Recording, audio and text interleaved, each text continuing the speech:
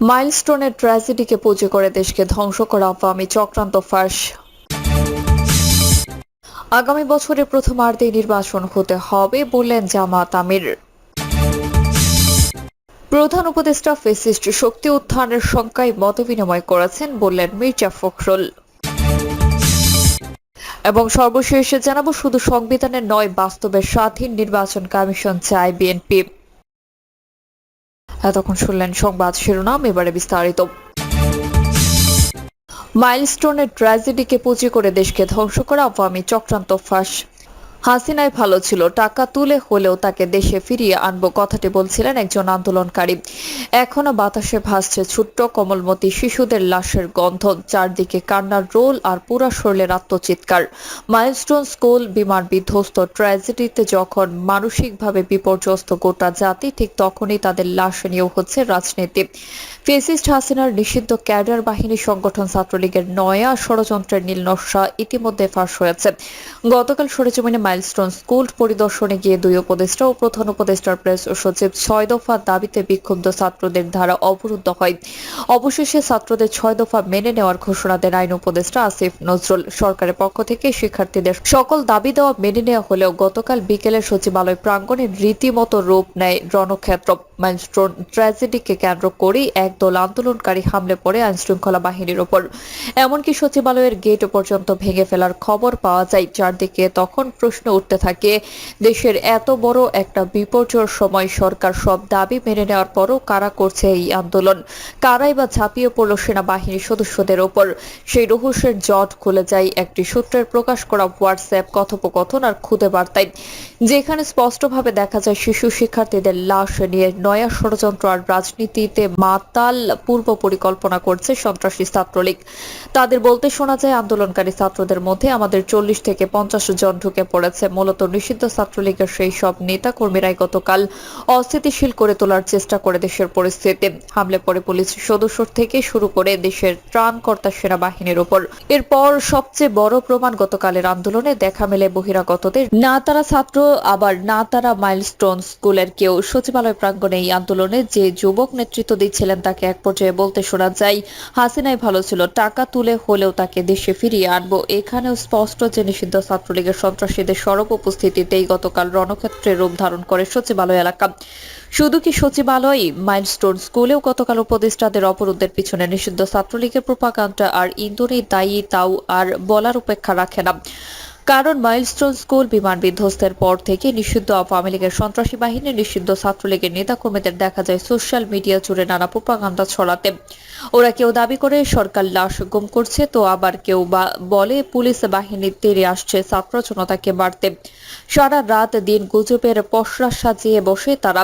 যখন সুখে মাতুয়ারা গোটা জাতি, ঠিক তখনই ফ্যাসিস্ট হাসিনার সন্ত্রাসীরা দেশকে নিয়ে নয়া ষড়যন্ত্র বাস্তবায়নে উঠে পড়ে লেগেছে। কিন্তু পতিত স্বৈরাচার বোধ হয় বলে গেছে, এটা শহীদ আবু সাইদ, শহীদ মুগ্ধের নতুন বাংলাদেশ। এখানে ঠাঁই নেই কোনো ষড়যন্ত্র আর প্রোপাগান্ডার। দেশের এই ভয়াবহ বিপর্যয়ের মুহূর্তে তাই ছাত্র জনতা থেকে শুরু করে নেট নাগরিকদেরও সতর্ক থাকার পরামর্শ বিশ্লেষকদের। তাদের মতে ফ্যাসিস্ট হাসিনার সন্ত্রাসী বাহিনী ছাত্রলীগ চেষ্টায় মত কি করে দেশকে অস্থিতিশীল করা যায় আর বর্তমান অন্তর্বর্তী সরকারকে প্রশ্নবিদ্ধ করা যায়, ওরা তাই সুযোগ সন্ধানে সুযোগ পেলে চেষ্টা করছে তারা শতভাগ বাস্তবায়নের।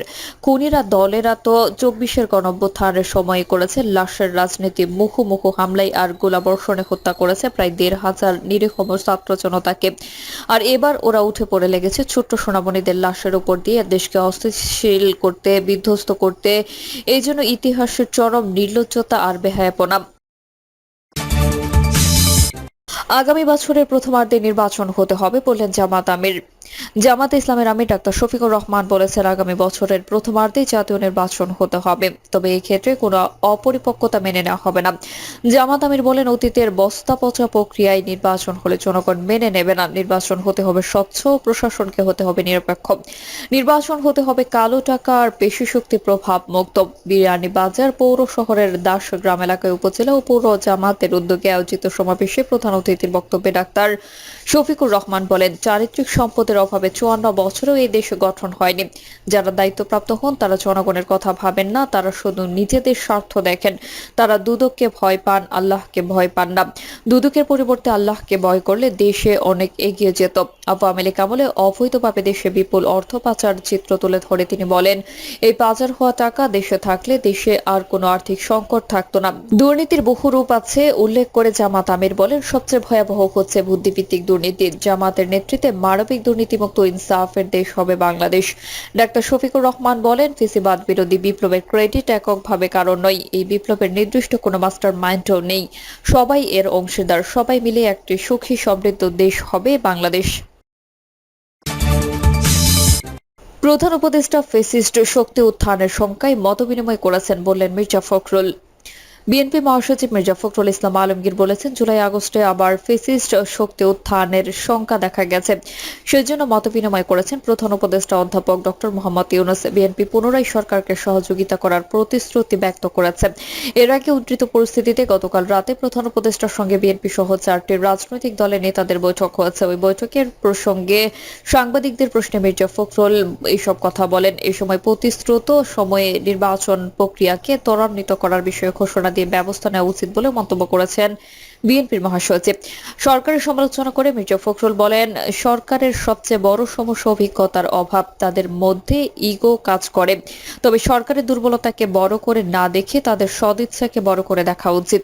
দ্রুত নির্বাচনের মাধ্যমে রাজনৈতিক সরকার গঠন হলে সমস্যাগুলো কমে আসবে। এনসিপির উপর হামলা কিংবা সচিবালয়ে প্রবেশ করে বিশৃঙ্খল পরিস্থিতি সৃষ্টি করা নির্বাচন বানচালের চক্রান্ত হতে পারে বলেও মন্তব্য করেছেন তিনি। শুধু সংবিধানে নয়, বাস্তবে স্বাধীন নির্বাচন কমিশন চায় বিএনপি। বিএনপি স্থায়ী কমিটির সদস্য সালাউদ্দিন আহমেদ বলেছেন, নির্বাচন কমিশনের স্বাধীনতা শুধু সংবিধানে উল্লেখ থাকলেই যথেষ্ট নয়, তার কার্যকর স্বাধীনতা নিশ্চিত করতে হবে উপযুক্ত নিয়োগ প্রক্রিয়ার মধ্য দিয়ে। সালাউদ্দিন বলেন, আমরা অতীতে বলে এসেছি যে প্রতিটি সাংবিধানিক এবং সংবিধিবদ্ধ প্রতিষ্ঠানের জন্য সংবিধানে আলাদা করে নিয়োগ প্রক্রিয়া না এনে সংশ্লিষ্ট আইনের মাধ্যমে সেই সব প্রতিষ্ঠানের স্বচ্ছতা, জবাবদিহিতা ও আচরণবিধি নিশ্চিত করতে হবে। তবে নির্বাচন কমিশনের বিষয়টি সংবিধানে আলাদা করে উল্লেখ করা যায়, এক্ষেত্রে আমরা একমত। তিনি জানান, সংলাপে সব পক্ষের আলোচনার ভিত্তিতে নির্বাচন কমিশন গঠনে একটি 5 সদস্য বিশিষ্ট ইলেকশন কমিটি গঠনের প্রস্তাব চূড়ান্ত রূপ পেয়েছে। এই কমিটিতে থাকবেন জাতীয় সংসদ স্পিকার, বিরোধী দল থেকে নির্বাচিত ডেপুটি স্পিকার, প্রধানমন্ত্রী, বিরোধী দলীয় নেতা এবং প্রধান বিচারপতির মনোনীত একজন আপিল বিভাগের বিচারপতি। এই কমিটি নির্বাচন কমিশনের জন্য প্রার্থী খুঁজে বের করতে একটি অনুসন্ধান প্রক্রিয়া পরিচালনা করবে, যেখানে সিভিল সোসাইটি, রাজনৈতিক দল ও সাধারণ জনগণ নাম জমা দিতে পারবে।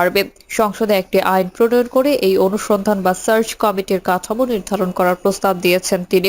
সালাউদ্দিন আহমেদ বলেন, এই সার্চ কমিটি জীবন বৃত্তান্ত যাচাই বাছাই করে একটি সংক্ষিপ্ত তালিকা প্রস্তুত করবে এবং সেটি সিলেকশন কমিটির কাছে পাঠাবে। কমিটি চাইলে এই তালিকা থেকে অথবা নিজেরা আরও প্রার্থী বিবেচনায় নিয়ে সর্বসম্মতিক্রমে কমিশনারদের নাম রাষ্ট্রপতির কাছে সুপারিশ করবে। তিনি উল্লেখ করেন, কমিশন গঠনে আগে যে প্রস্তাবে প্রতিটি পদের জন্য 2টি করে নাম সুপারিশ করার কথা ছিল, বর্তমান প্রস্তাবে সেটি বাদ দেওয়া হয়েছে। এখন প্রতিটি পদের জন্য একটি করে নাম রাষ্ট্রপতির কাছে যাবে। নিয়োগের মেয়াদ হবে 5 বছর। প্রিয় দর্শক, এই ছিল এখনকার সর্বশেষ সংবাদ। আপনি সব সংবাদ পেতে চ্যানেলটি সাবস্ক্রাইব করে বেল আইকনটি ক্লিক করে রাখুন।